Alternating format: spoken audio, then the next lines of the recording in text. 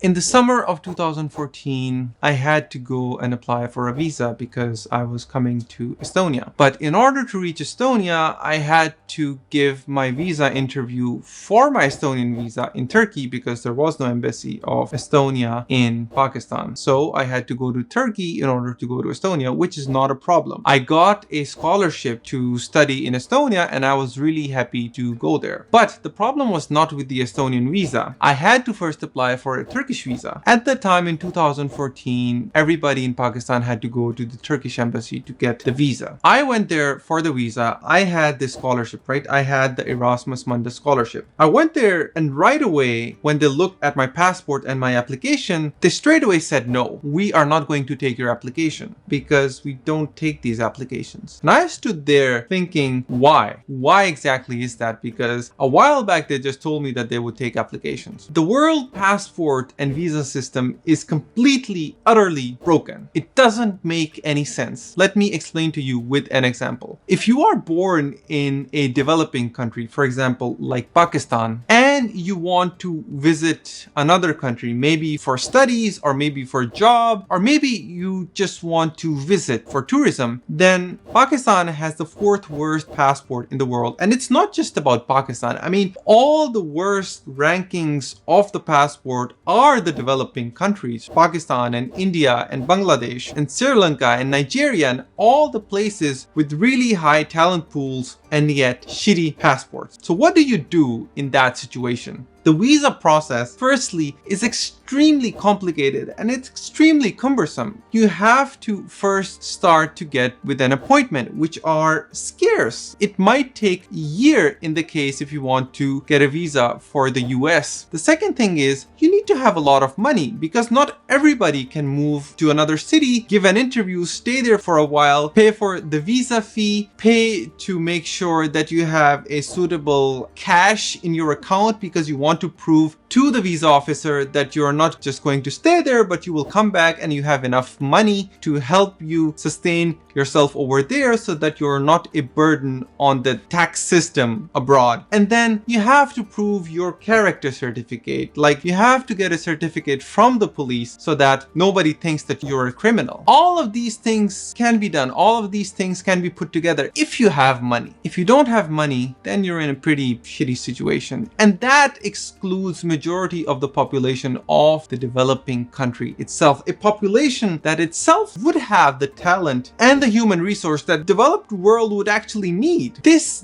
dichotomy has resulted in severe crisis. One of the biggest manifestation that we see is the migration crisis, where people are risking their lives from developing countries and war-torn countries to just leave it and then move to country in Europe or US. And that is utterly, completely ridiculous, because if the same person was born in a developed country, if they had the same money, if they have the same skin color, if they had the same job, if they have the same amount of money in their bank accounts, nobody would bat their eye if they would want to go to the US. All you would need is just an online visa, and nobody would inquire you for anything more than that. Why is this dichotomy between two people who might be the same but they're born in different countries? Why is that so? Just because you're born in a country, you are doomed to forever be stuck there. And the worst part is, whenever I talk to my friends in the developed countries, like in the Europe or the UK or the US, nobody even thinks about visas twice. Like it's almost something non-existent in their heads. But when anybody I talk to in the developing countries, it's like the first thing in their head. Even if you get a job offer, even if you get the scholarship, even if you get the study enrollment program and you get into the best university, there's still this thing hanging above your head, and that is the visa. If you don't get the visa, then all of these things are useless. How much talent is getting wasted because they cannot get the visa for the country that they intend to go? So one objection that would come up often is that, Manan, why do these people want to move abroad? Why don't they stick in their own country and try to make it better? Well, thing is that things are not so easy to fix here. It's not just about the individual itself. It's about a systemic change that needs to happen from bottom up and from the top down itself. Not everybody has the temperament to go into social change, to go fight with the system, to go and change the system from the inside. Sometimes people just want a better life for themselves with a decent wage and honest life, and that can be gotten in the developed world. What's wrong in that when even the developed world needs people themselves? They need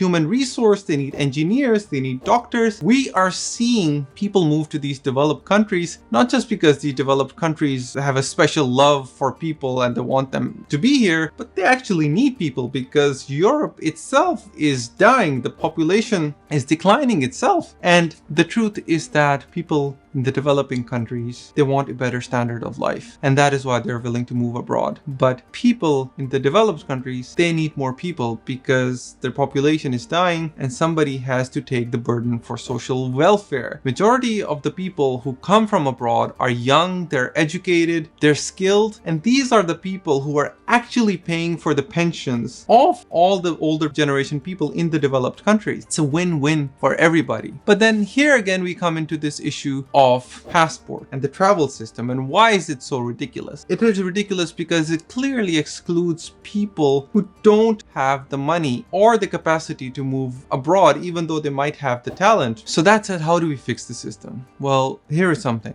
What if there was a passport? What if there was something like a travel document that you could get in addition to your passport? Something like a passport of the world, where a group of countries have signed together a treaty that anybody who is a holder of this passport of the world can get access to that country, regardless of wherever you are born or wherever you are living. You can get this passport after one-time security clearance and then a subscription fees. And then you can travel as much as you want for a specific duration of time like any other visit visa. Note that I'm not advocating for a complete relocation of the person themselves, like living there, but just for a visit, which is maximum 3 months in a year or in a 6-month period. I mean, one good example that we see is the Schengen zone, because it gives you one visa, gives you access to more than 20 countries in the same region. But why can't we do that for many other countries? Why can't we do that on the basis of a subscription where people pay for this access after one-time security clearance and then you are able to visit it anytime you want? I know that this sounds absurd. I know that this sounds like a pipe dream. But if there is one thing that I'm sure of, is that maybe in 5 years or 10 years or maybe even in 50 years, something like this will happen. Because the world that we are living in is fast changing. We are in the era of the fastest moving technological change that the history of the world has ever seen. I mean, in my age, we saw the rise of internet, computers, cell phone, ICT, and now we are seeing AI disrupting everything. So why can't we do this? Why can't we make the world passport system and visa system and travel system a bit more fair than what it is right now? Just because a person is born in a developing country doesn't make them any less of a person than someone who lives in a developed nation. It should have same travel rights, maybe not exactly the same, because I do understand that countries need to protect their boundaries and they need to protect their own interests. But it is in the interest of the developed countries themselves to have people who are skilled, who want to just have a better life and who are willing to work hard for it. No matter what happens, I know this will change, whether it is in 5 years or 10 years or 50 years, because this system cannot go on for very long. If you like this, then I will put a link in the description where you can have a look and see if that idea resonates with you.